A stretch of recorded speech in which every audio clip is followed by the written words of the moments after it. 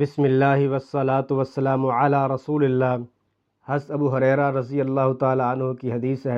ان اعرابیا جاء الی النبی، ایک دیہاتی آدمی رسول اللہ صلی اللہ علیہ وسلم کے پاس آتے ہیں اور آ کے فرماتے ہیں، دلنی علی عمل اذا عملتہ دخلت الجنہ، اے اللہ کے رسول مجھے آپ کوئی ایسا عمل تعلیم فرمائیں کہ جو بجا لا کر میں جنت میں چلا جاؤں۔ سیدھا سا آدمی تھا اور سیدھا سا اس نے سادہ سا بالکل صاف واضح نبی علیہ السلام سے سوال کیا، تو نبی علیہ السلام نے انہیں فرمایا، تعبد اللہ ولا تشرک بہ شیئا، جنت میں جانے کے لیے ضروری ہے پہلی چیز اللہ کی عبادت اور بندگی کرنا، اور اس کی بندگی میں کسی کو شریک نہیں کرنا۔ تقیم الصلاۃ المکتوبہ، فرضی نمازوں کا اہتمام کرنا ہے، وتؤدی الزکوٰۃ المفروضہ، اور جو فرض زکوٰۃ ہے اس کا اہتمام کرنا ہے، وتصوم رمضان، اور رمضان کے روزے رکھتے ہیں۔ تو یہ چند امور تعلیم فرمانے کے بعد جب وہ نبی علیہ السلام کے پاس سے جانے لگے تو انہوں نے ایک چیز کا اقرار کیا، کہا والذی نفسی بیدہ لا ازید علیہ شیئا ولا انقص منہ، نہ کمی کرے نہ زیادتی کرے، نیکی وہی ہے جو رسول اللہ صلی اللہ علیہ وسلم نے بتائی،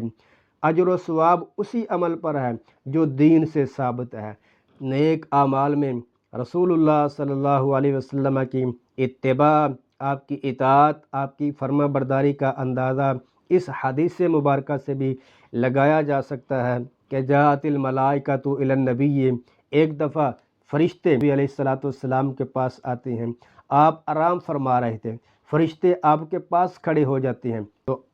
فرشتے آپ کے پاس کھڑے ہو کر آپس میں باتیں کرتے ہیں۔ کچھ فرشتے کہتے ہیں انہ نائم،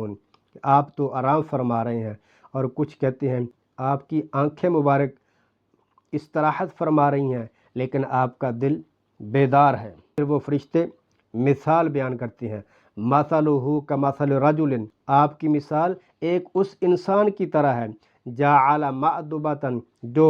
کھانے کے لیے بہترین اہتمام کرتا ہے، دسترخوان تیار کرتا ہے، دعوت طعام کا اہتمام کرتا ہے،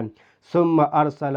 داعیا، پھر وہ دعوت میں لوگوں کو بلانے کے لیے ایک پیغام دینے والے کو، قاصد کو بھیج دیتا ہے، فمن اجاب الداعی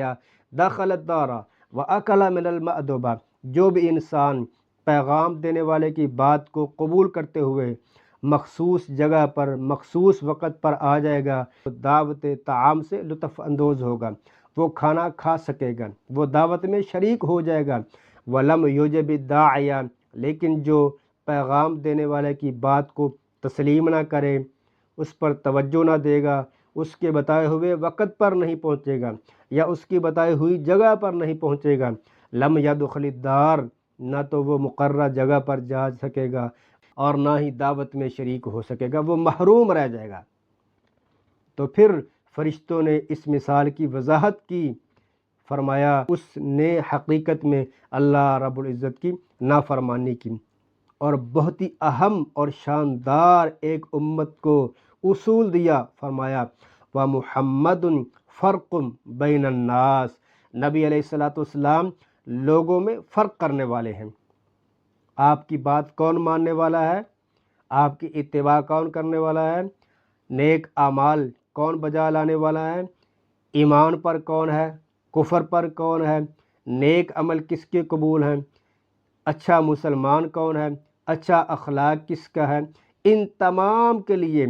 نبی علیہ السلام فیصل کی حیثیت سے ہیں۔ آپ کی بات ماننا، آپ کی اتباع کرنا، آپ کے اسوہ کو اختیار کرنا، وہ آپ کی امت میں شریک ہوں گے، اور آپ کی نافرمانی کرنے والے، بدعات کو ایجاد کرنے والے، نیکی کے نام پر نئے نئے اعمال بجا لانے والے، یقیناً وہ نبی علیہ السلام کے طریقہ اور اسوہ سے ہٹ کر اعمال انجام دے رہے ہیں۔ تو نبی علیہ السلام نیکی اور گناہ، اچھائی اور برائی، جائز اور ناجائز، ان تمام چیزوں میں فیصل ہے۔ ہر وہ عمل نیکی ہے جو نبی علیہ السلام نے کیا ہے اور جس کی آپ نے تعلیم کی ہے، لیکن ہر وہ عمل مردود اور غیر مقبول ہے جو نبی علیہ الصلوۃ والسلام نے تعلیم نہیں کیا، جو آپ سے ثابت نہیں ہے، یا جس سے آپ نے منع فرمایا ہے۔ اللہ تعالیٰ ہمیں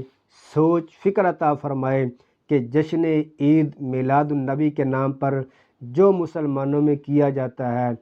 ہم اس بارے میں غور و فکر کریں، سوچیں کہ ہم کہاں کھڑے ہیں، کیا اس کا دین سے، قرآن و حدیث سے، نبی علیہ الصلوۃ والسلام سے ثبوت ملتا ہے؟